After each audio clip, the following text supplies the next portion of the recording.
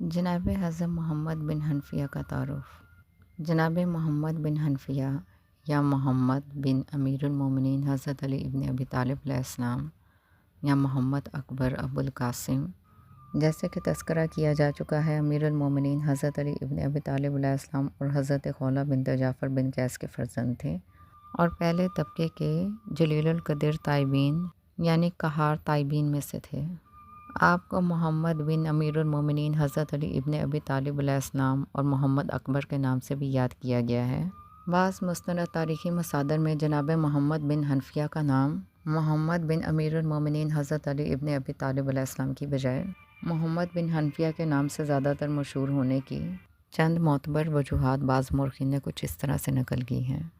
پہلی مستند اور معتبر وجہ جو مورخین نے بیان کی ہے کہ رسول خدا صلی اللہ علیہ وآلہ وسلم نے اپنی رحلت سے پہلے امیر المومنین حضرت علی ابن ابی طالب علیہ السلام سے فرمایا کہ جب خولہ کے یہاں بیٹے کی ولادت ہو تو اس کا نام میرے نام اور میری کنیت پر رکھنا۔ پس جناب محمد حنفیہ کا نام محمد حضور پاک صلی اللہ علیہ وآلہ وسلم کے نام پر اور حنفیہ حضور پاک صلی اللہ علیہ وآلہ وسلم کی کنیت پر رکھا گیا۔ اس طرح بعض معتبر روایات میں انہیں محمد حنفیہ بن امیر المومنین حضرت علی ابن ابی طالب علیہ السلام کے نام سے پکارا گیا ہے، جبکہ بعض روایات میں محمد بن حنفیہ کے نام سے مشہور ہونے کی دوسری وجہ کچھ اس طرح سے بیان کی گئی ہے۔ چونکہ آپ کی والدہ جناب خولہ قبیلہ بنی حنیفہ کی خاتون تھی، اس لیے انہیں حنیفہ یعنی حنیفی قبیلے والی خاتون کے لقب سے یاد کیا جاتا تھا۔ اسی مادری نسبت کی وجہ سے ان کے بیٹے محمد کو عام طور پر محمد بن حنفیہ یعنی حنفیہ کا بیٹا محمد کہا جانے لگا،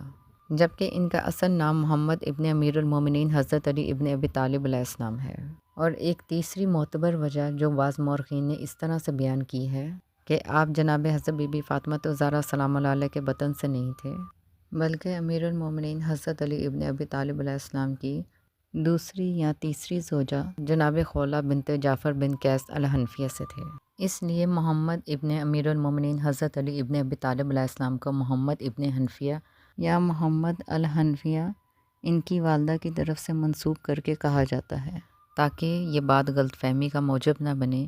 کہ یہ جناب حضرت بی بی فاطمہ الزہرا سلام اللہ علیہ کے بطن سے ہیں۔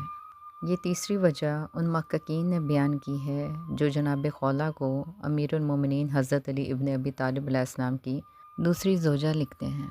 کہ ثانیہ انہیں اپنا امام مانتے ہیں۔ آپ پہلے شخص ہیں جنہیں مہدی موعود کہا گیا۔ واقعہ کربلا کے وقت آپ مدینہ منورہ میں تھے